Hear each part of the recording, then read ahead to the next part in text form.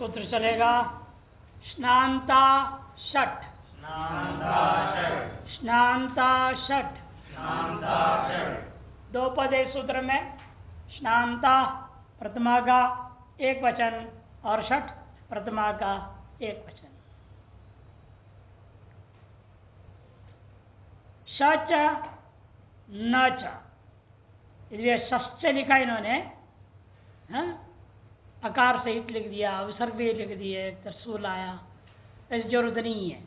सहल सच न च इति स्नौ, बाद में एक आकार सहित लिख दिया स्नौ। समय है क्या? नहीं, तो फिर पहले कैसे लिख दिया? इसलिए उसको शुद्ध करो, वहां जो गलत है उसको ठीक करो। वहां लिखा है आपका सश्च नश्च, ये लिखा है ना, होना चाहिए सच न च, तभी रूप बनेगा नौ। षष्ठी करके किया कुछ नहीं, सु आ उच्चारण किया, सु प्रत्यय लाया, एक वचन। अच्छा, वैसे ही लगा दिया। हाँ ऐसे लगा दिया, गलत लगा, ये तो कह रहे हैं।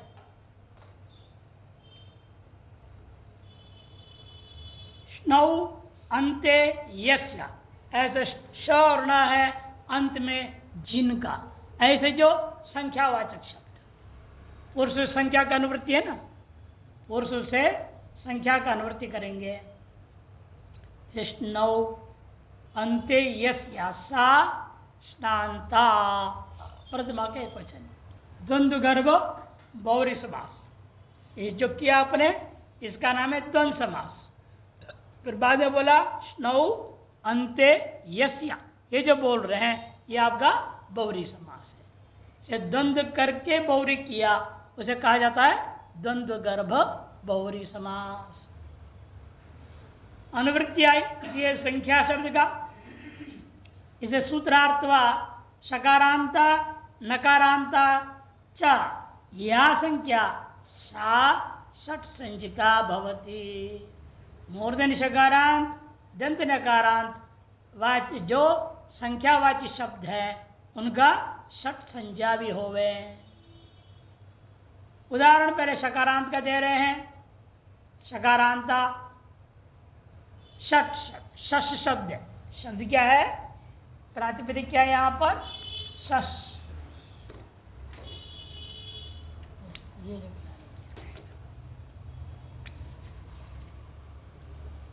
ये भी ऐसे ही है, शशदन जस, शशदन जस है ना। इसका क्या कर दिया आपने? षट संज्ञा कर दिया।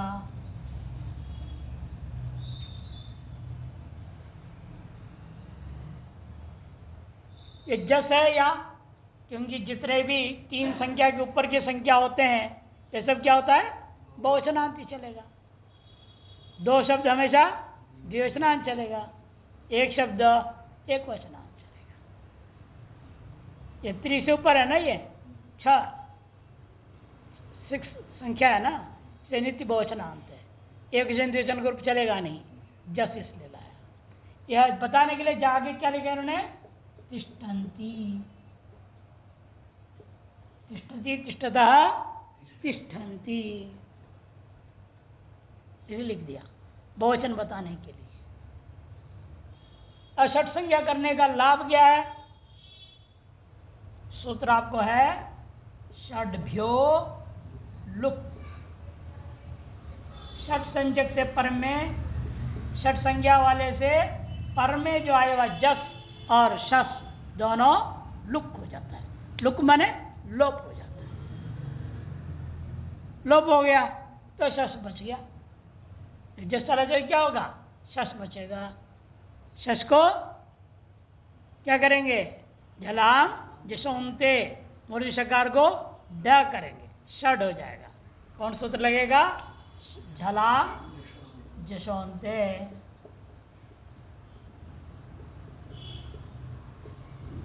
जलाम जिशोंते लग गया, ड हुआ, फिर ड को वावसाने सूत्र से, ये तो सूत्र बार बार आते रहेंगे, अभ्यास हो जाएगा अपने आप, तो षट बनेगा, है ना। षट तिष्ठन्ति फिर बना, यमेव षट पश्य, षट पश्य, छह हैं उन्हें देखो, छह बैठे हैं, षट तिष्ठन्ति। नकारांत को दृष्टांत दे रहे हैं, पंचन, सप्तन, नवन, दशन, चार शब्द ले रहे हैं, चारों संख्यावाचक के नकारांत है।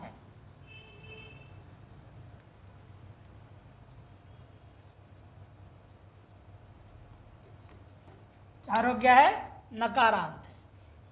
तो सप्तन, सप्तन माने सात, अष्टन में भी बहुत लंबी प्रक्रिया है ना, इसलिए उसको नहीं देंगे। पंचन, सप्तन, नवन और दशन, ये चारों ले लो। इनसे क्या लाऊंगा मैं? जस, जस प्रत्यय लाया। नांत होने से और संख्यावाचक होने से इनका क्या हो गया? षट संज्ञा हो गया। षट संज्ञा होने का लाभ क्या है? षड्भ्यो लुक, उसे जस का लुक हो जाता है, लोप हो गया, वो बचेगा इतना ही। प्रत्यय के लोप होने से इसे क्या हो जाता है? पद संज्ञा, सुप्तिंगंतम पदम, पद संज्ञा हो गया। पद संज्ञा होने का क्या लाभ है? न लोप, प्रातिपदिकांत एक सूत्र है, उसे नकार का लोप हो जाएगा, बचेगा रूप पंच, सप्त, नव और दश, ये रूप बन गया। पंच तिष्ठन्ति, सप्त तिष्ठन्ति, नव तिष्ठन्ति, दश तिष्ठन्ति इत्यादि कोई भी क्रियापद साथ प्रयोग करके दृष्टांत बना। इसमें से सूत्र से षट, ये जो शब्द है इसका अनुवृत्ति जाएगा अगला सूत्र डति च तक, और इसे पूर्व सूत्र का जो संख्या शब्द है बहुगण वतुड़ति संख्या, वो संख्या शब्द भी 24 तक अनुवृत्ति होगा। डति च में दोनों पहुंचा, इसलिए संख्या भी और षट भी अनुवृत्ति हो गया। अगला सूत्र का स्वरूप बनेगा, देखो तब, डति च, डति च, डति प्रथमा के एक वचन और च अव्यय, दो पद है। यह अनुवृत्ति स्वयं लिख दिया आगे, षट और संख्या, इन दो शब्दों का पदों का पूर्व सूत्रों से अनुवृत्ति किया जाएगा। और यह कोई समास नहीं है, इसे विग्रह नहीं दिखा रहे हैं। अर्थ इसका, डति एक प्रत्यय हुआ करता है, डति प्रत्यांता संख्या शत संजिका भवंती। डति प्रत्यांत हो और वो संख्यावाचक हो जाए तब क्या होगा? उसका षट संज्ञा हो जाएगा। दृष्टांत है डति प्रत्यांत के लिए, पहले डति प्रत्यय किससे हुआ? 5-2-51वां सूत्र है कि महा संख्या परिमाणे डति च, कि महा संख्या परिमाणे डति च, 5-2-51, 5-51, उससे डति प्रत्यय हुआ। किससे? कि महा, दो अर्थों में हुआ है, संख्या और परिमाण अर्थ में। हमें संख्या अर्थ लेना है यहाँ दृष्टांत के लिए, है ना। किम शब्द है, किम शब्द से डति प्रत्यय आया, डति का बचेगा अति, चुटू सूत्र है ना, चुटू सूत्र से क्या होगा? आदि के टवर के डकार का इत संज्ञा होकर के तस्य लोप से लोप हो जाएगा। तो क्या बचा? अति। अभी डिक्ट होने के नाते क्या इसका टी भाग का लोप होगा। टी, टी किसको कहते हैं? अचंत्यादि टी, एक टी संज्ञा वाला सूत्र है, वो टी संज्ञा करता है। वह जो अंतिम अच है वह आज में जिसका पूरे समूह की टी का लोप हो गया, कब बच गया? तब रुबना कति ये प्रातिपदिक बन गया, शब्द तैयार हो गया। ये कति कैसा है? हमने टति को लिया संख्या अर्थ में, दो अर्थ में था ना कि महा संख्या परिमाणे च, परिमाण अर्थ में भी था, लेकिन हमें नाप अर्थ में नहीं ले, परिमाण में नापना, वो अर्थ में नहीं लेना है, संख्या अर्थ में लेंगे किम शब्द से। कति मने इस हिंदी में क्या अर्थ हो जाता है? कितना, कितना है, 10 है, 20 है, 50 है, कितना है, प्रश्न परक संख्या युक्त प्रश्न है। इसलिए कति शब्द से क्या लाएंगे हम? जस। इसकी डति प्रत्यांत भी है और संख्या अर्थ में होने के नाते इसे क्या हो जाएगा? षट संज्ञा। डत्यंता संख्या षट संज्ञा स्यात्। डति प्रत्यांत हो और संख्यावाचक भी हो तब क्या हो जाएगा? इसका षट संज्ञा हो गया। षट संज्ञा करके क्या लाभ बताया था? षड्भ्यो लुक, षड्भ्यो लुक। लुक होने से क्या होगा? बचा केवल कति रह जाएगा, कति रह गया। कति कति कति भी, कति बिहा, कति बिहार बनता है। यह जस का लुक होने से यह क्या प्राप्त था? गुण है ना, जसी चा, तो गुण नहीं होगा। क्यों? न लुमतांगस्य, लुक श्लुक शब्दों के द्वारा जब प्रत्यय लोप हो उस प्रत्यय निमित्तक अंग कार्य नहीं होगा। आज गुण क्या था? अंग कार्य नहीं हुआ, कति रह गया। कति कति ये रूप दिया है नीचे सूत्र लुक, 7 1 22 सूत्र से लुक हुआ। षड्भ्यो लुक, 7 1 22 उससे लुक हुआ, दिया है ना नीचे हिंदी वाले ने। अच्छा,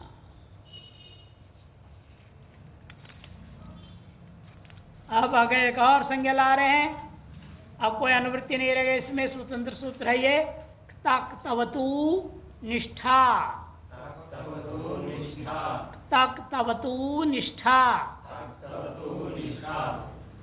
तक्तवतु प्रथमा का द्विवचन और निष्ठा प्रथमा का एक वचन, दो पद वाला सूत्र है भी। तक्तवतु निष्ठा। क्तश्च क्तवतुश्च इति क्तवतु समा इतरेतर योग द्वंद्व समास हुआ है। इतरेतर योग द्वंद्व समास हो गया। क्तवतु ये दोनों क्या है? क्त भी एक प्रत्यय है, क्तवतु भी एक प्रत्यय है, जो कृदंत प्रकरण में आपको मिलेगा, कृत सूत्रों में है। तो इन दोनों प्रत्ययों ने नाम रख दिया क्या? निष्ठा। इससे पहले किए थे ना तरप और तमप, दो प्रत्यय का नाम क्या रख दिए थे? घा संज्ञा कर दिए थे। इसे त और तब तो इन दोनों का निष्ठा कर दी संज्ञा। इसका लाभ क्या है? आगे जिसकी भी सूत्र में निष्ठा पढ़ोगे तो हम क्या करेंगे? निष्ठा संज्ञा प्रयोग होते ही तक तवतु को पकड़ूंगा। क्योंकि संज्ञा का काम क्या है? संज्ञा संजीनम बोधित्वा निवर्तन्ते। संज्ञा हमेशा संजी को बोध करके हट जाता है। संज्ञा का काम तब तक है जब संजी पकड़ में ना आवे। जैसे आपका नाम बुलाएंगे तब तक नहीं बुलाते रहेंगे जब तक तुम आओगे। तो आगे फिर नाम चिल्लाते रहेंगे क्या? नाम का क्या मतलब है? नाम यही व्यवहार के लिए है ना, ग्रहण करने के लिए वस्तु को। यहां जितनी संज्ञाएं कर रहे हैं, नामकरण कर रहे हैं, तो नामकरण संस्कार चल रहा है अभी व्याकरण में, भी पैदा हुआ है ना। आप लोगों के लिए व्याकरण अभी पैदा हुआ है कि नहीं हुआ? तो 12 दिन पढ़ रहे हैं, आपके लिए 12 दिन हुआ। पैदा होने के बाद क्या होता है? नामकरण किया जाता है। इसे आप पहले सबसे पहले संज्ञा प्रकरण चल रहा है, नामकरण किया जा रहा है। व्याकरण के अपने व्यवहार, आगे व्यवहार जो करना है, उन सकल विधियों के लिए आवश्यक संज्ञा जो मूलभूत थोड़ी थोड़ी संज्ञाएं यहाँ दी जा रही है। अच्छा, त और तवत इन दोनों प्रत्ययों का नामकरण कर दिया निष्ठा। ये हो गया आपका 1-1-25 में आप संज्ञा कर रहे हैं। इसका प्रयोग होगा 3-2-102, 3-2-102। वहां जाके एक सूत्र बनाए इन्होंने निष्ठा। सूत्र क्या है? निष्ठा। वो कहता है कर्म और भाव अर्थ में निष्ठा नामक प्रत्यय होवे। धातुओं से कोई भी धातु लीजिएगा, उन धातुओं से क्या होगा? निष्ठा नामक प्रत्यय हो, कर्म और भाव अर्थ में। यह सूत्र का अर्थ है। अनिष्ठा नामक प्रत्यय क्या है? निष्ठा किन प्रत्ययों का नाम है? यह सूत्र बताता है। त और तवतो इन दो का नाम है। जैसे अधिष्ठान क्या दे रहे हैं? पठिता, पठितवान, पठ धातु है। अतः अर्थ पढ़ लो पहले। तश्चक तवतुश्च तक तवतु, इधर समास हुआ। अर्थ का लिख रहे हैं तक तवतु प्रत्ययौ निष्ठा संजकौ भवतः। त और तवतो ये दोनों प्रत्यय हैं, इनका नाम होगा निष्ठा। उदाहरण क्या है? पठितः, पठितवान। पठ धातु है। क्या है? पठ धातु। पठ धातु से आपने क्या किया? क्ता अथवा तवतु, दो में से कोई भी कर लो। बचेगा क्या यहां? त और तवत।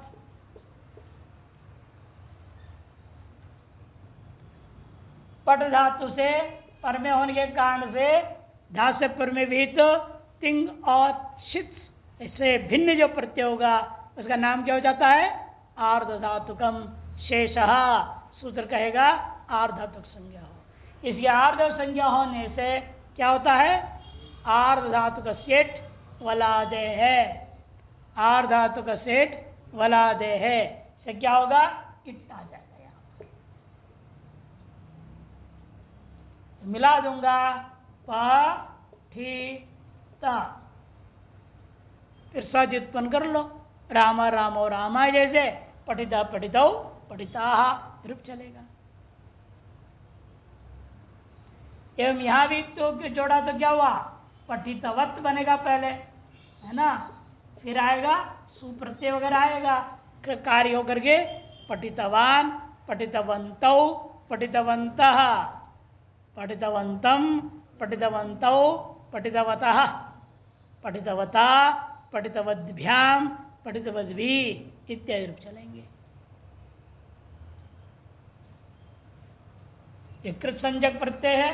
कृदंत हो जाने के कारण से कृत समासा से प्राच्य संज्ञा हुई, तो स्वयं होकर के पठितः और यहां बनेगा पठितवान।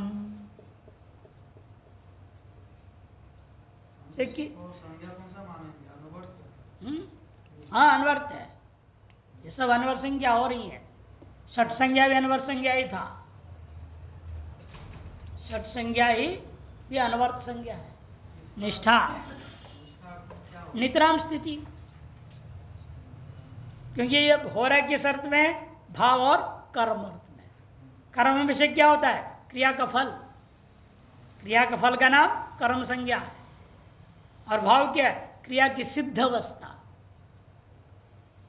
पक्वम, पाकः, पक गया। क्रिया पक गया, पकना काम पूरा हो गया, उसके लिए क्या कहते हैं? भाव में प्रत्यय होता है। मैंने कहा है क्रिया की सिद्ध अवस्था और क्रिया का फल, इन दोनों को बताने के लिए आप प्रत्यय ला रहे हैं। वो दोनों ही कैसा है? नितराम स्थिति। बन गया ना? बनने तक क्या है? अभी हो रहा है, हो रहा है, हो रहा है, हो रहा है कहा जाएगा। नितराम स्थिति बनी नहीं, चल रही है अभी, इसलिए इसका नाम रख दिया निष्ठा।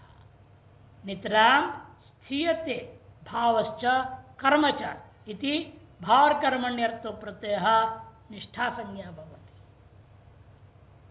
ये नाम रख दिया। एवमेव दृष्टांत दिया, चितः चितवान, स्तुतः स्तुतवान, भिन्नः भिन्नवान, पक्वः पक्ववान।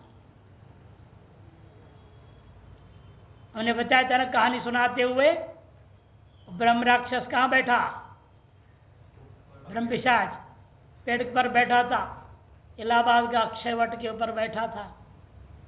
तो क्या बोला था उसने, पचे है निष्ठायाम किम रूपम, यही निष्ठा है।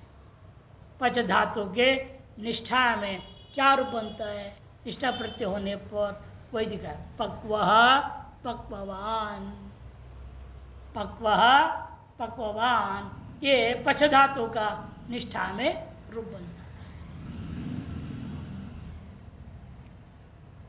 अगला सूत्र आ रहा है, सर्वादीनि सर्वनामानि, सर्वादीनि सर्वनामानि,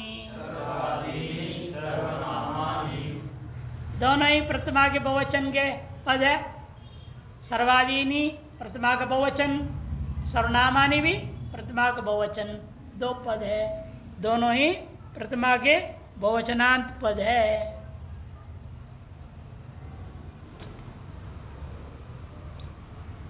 सर्व आदिर्येषा, बहुरी समास है, सर्व आदिर्येषा तानि इमानि सर्वादीनि, उन सब का नाम क्या है, सर्वादीनि कहा जाता है।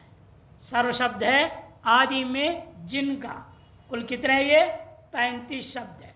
सर्व, विश्व, उभा, उभय, डतरा, डतमा, अन्य, अन्यतरा, इतरा, त्वत्, त्व, नेम, सम, सीम, पूर्व परावर्तर इत्यादि इत्यादि, कुल 35 है। गण जब बोला जाए उसको गण पाठ बताया ना, पंचपाठ व्याकरण है पाणिनि का, गण पाठ भी है।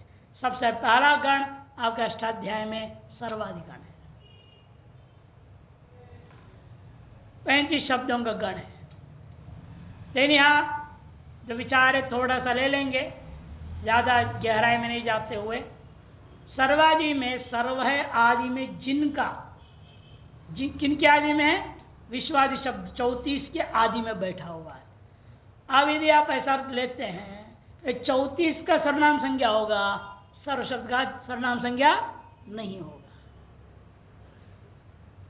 सर्व शब्द आदि में है जिनके, उनका सर्वनाम संज्ञा हो तो सर्व शब्द का नहीं हो पाएगा। बहुरी समास दो प्रकार का होता है, एक इसका नाम है तद्गुण संविज्ञान और दूसरा अतद्गुण संविज्ञान। क्या नाम है, तद्गुण संविज्ञान और अतद्गुण संविज्ञान।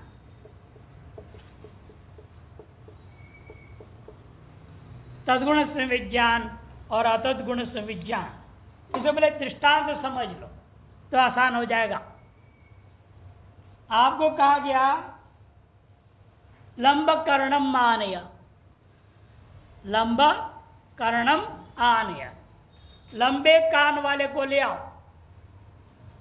आपको कहा गया, आप गए बाहर देखे कहाँ है लंबे कान वाला, कोई, सब आदमी जो है वहां किसी के लंबे कान नहीं थे। आप ऐसे देखते देखते एक जगह दिखाए गधा खड़ा है, उसके लंबे लंबे कान थे, अरे ये ठीक है, ये लंबे कान वाला है, उसको पकड़े आप लाए। तो जो बोलने वाला देखा, भाई तुमने सही पहचाना है, लंबे कान वाले को तुमने लाया। जिस लंबे कानून से इस वस्तु को पहचाना, आपने उन लंबे कानों को काट के वहां रख के लाते हो कि कान सहित लाते हो?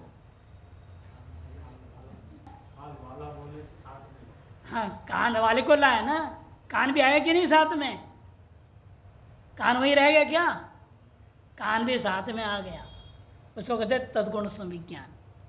जिन गुणों से आपने संविज्ञान किया वह भी ग्रहण होगा। जिन गुण से, माने समास विद्यमान शब्दों से, या क्या शब्द था, सर्व आदिर ऐसा, सर्व शब्द से आपने पूरे गण को पहचाना है ना। सर्व शब्द से गण को पहचाना है तो सर्व शब्द भी गण में साथ में ग्रहण हो जाएगा। उसको कहते हैं जैसे कान भी साथ में आ गया, जिस गुण विशेष से आपने वस्तु को पहचाना और वह गुण विशेष भी साथ में ग्रहण हो गया। विपरीत दृष्टांत और स्पष्ट हो जाएगा। हमने आपको कहा समुद्र दृष्टम आनय, क्या कहा? समुद्र दृष्टम आनय या काशी दृष्टम आनय बोला। आप जाओगे, जो बैठे लोगों से पूछा भाई आप लोगों में से किसने समुद्र देखा है? एक ने उठाया हाथ, मैं देखा हूं। आओ लाओ, बाहर जाओ जाओ जाओ, आपको अंदर बुला रहे। आप पकड़ जब लाओगे उसके साथ समुद्र आएगा या काशी आएगी? नहीं आया ना। अतत गुण संविज्ञान है,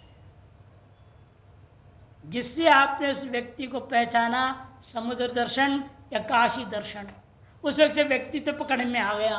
जब व्यक्ति को हम ला रहे हैं, क्रियान्वय कर रहे हैं, तब वहां उसको जो विशेषण था समुद्र या काशी, वो साथ में नहीं आता। उसको कहते हैं अतत गुण संविज्ञान बहुरी समास। अर्थात समासांतरवर्ती जो शब्द है, समुद्रम दृष्टम आनय, समुद्र दृष्टम आनय, ऐसा समुद्र दर्शन किया गया है जिसके द्वारा, समुद्रम दर्शितम एन, इसे समुद्र दृष्टम। समास जिन शब्दों से किया गया वे शब्दों से व्यक्ति को जब ग्रहण करते हैं, समासांतरवर्ती शब्द यदि साथ में नहीं आता है व्यक्ति का, उसको क्या कहते हैं? अतत गुण संविज्ञान बहुरी। यदि साथ में आता है, व्यक्ति के साथ क्रिया के साथ अन्वय हो जाता है, तब समझो जब आनयन क्रिया की गधे का, उस आनयन क्रिया में केवल उस गधे का शरीर, हाथ पैर आए, कान भी नहीं आए, ऐसा नहीं होता। आनयन क्रिया में, लाना रूपी क्रिया में कान भी अन्वित हो गया।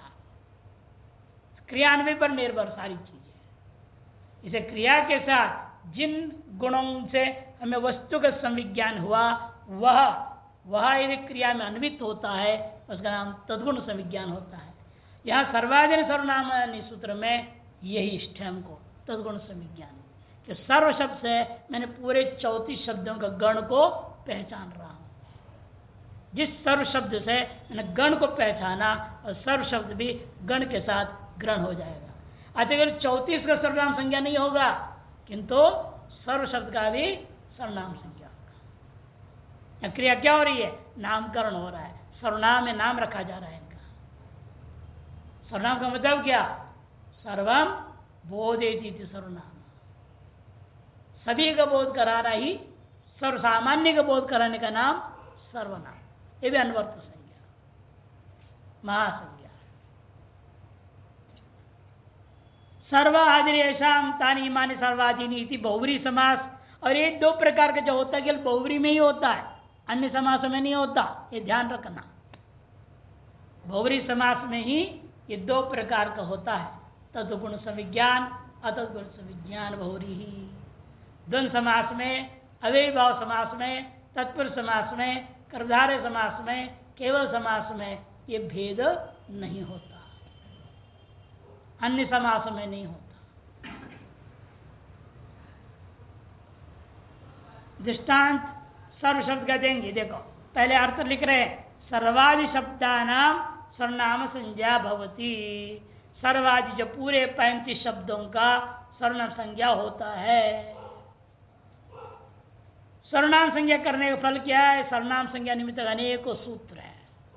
विधि सूत्रों में हमेशा पहले बता चुका हूं, संज्ञा सूत्र जो होते हैं, यहाँ केवल नामकरण हो रहा है, इनका प्रयोग हो विधि सूत्रों में।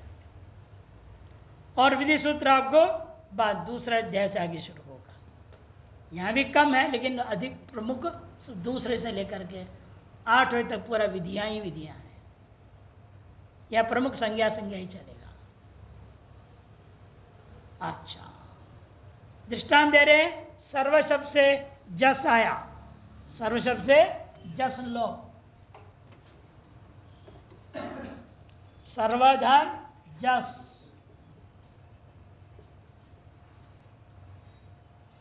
यदि पुल्लिंग में एक वचन भी बनता है, सर्व सर्वो, उस सर्वनाम संज्ञा का कोई लाभ नहीं है। राम रामो जैसे भी बन गया। सर्वनाम संज्ञा करने का लाभ हमें जस में मिलता है। कहाँ कहाँ मिलता है? ये घसी, आम, घस में नहीं है, ये घसिंग्यो समास्मिनौ, आमी सर्वनामना सुट, सर्वनामना स्वई, और जस में कौन सूत्र है? जसा शी। क्रम से सर्वनाम संज्ञा का लाभ का सूत्र है आपका जसा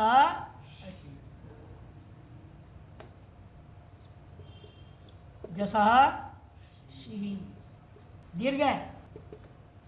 दूसरा है, अच्छा, और दूसरा है सर्वनामना स्मयी, और घसिंग्यो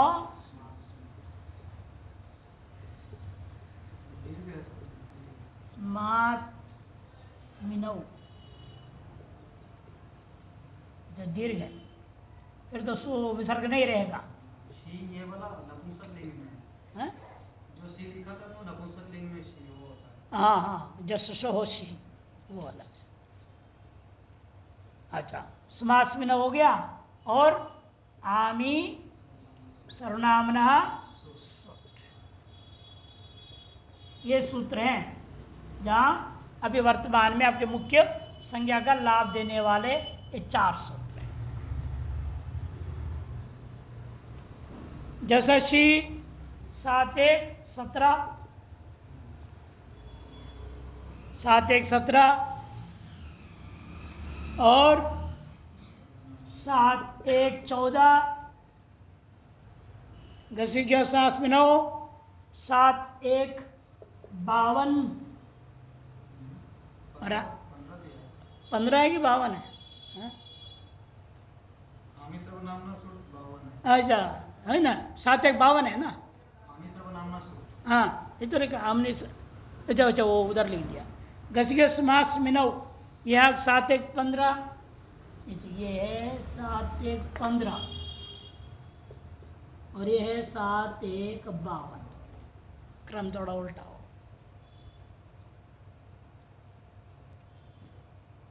घसीगे समास मिनौ 7 1 15, और रामेश्वर 59 7 1 52, ये क्रम है।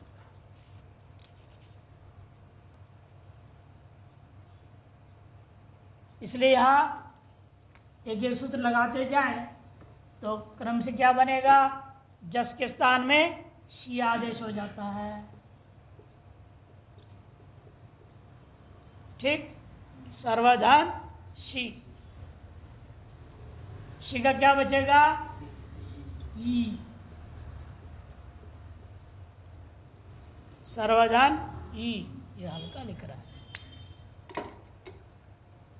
8 गुण से गुण होगा सर्वे, बन जाएगा, ठीक है नहीं?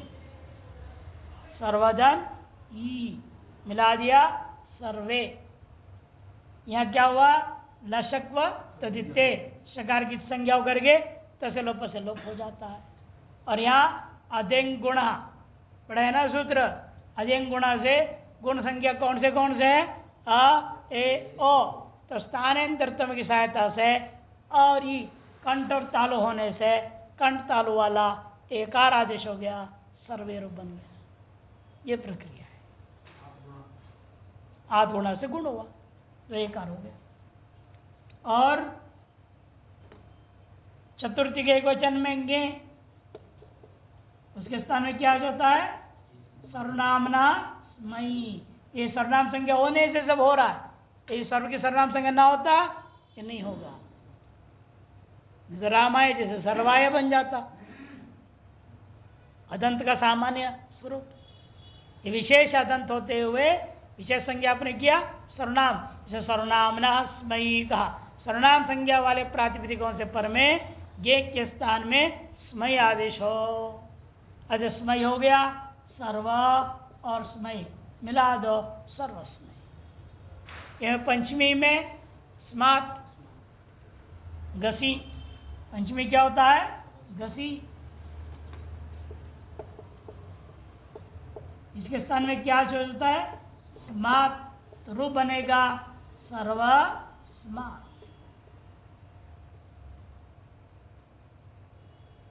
ये रूप बन जाता है। अब इसी प्रकार आम लाएंगे आप, आम, आम जब लाओगे वो क्या कहते हैं? सर्वनाम सुरक्षा के क्या होगा? आम को आमी सर्वनामना सुट, सर्वनाम संजय की शब्द से परे आम को सुट्ट आगम हो जाता है। सुट्ट होने से क्या होगा?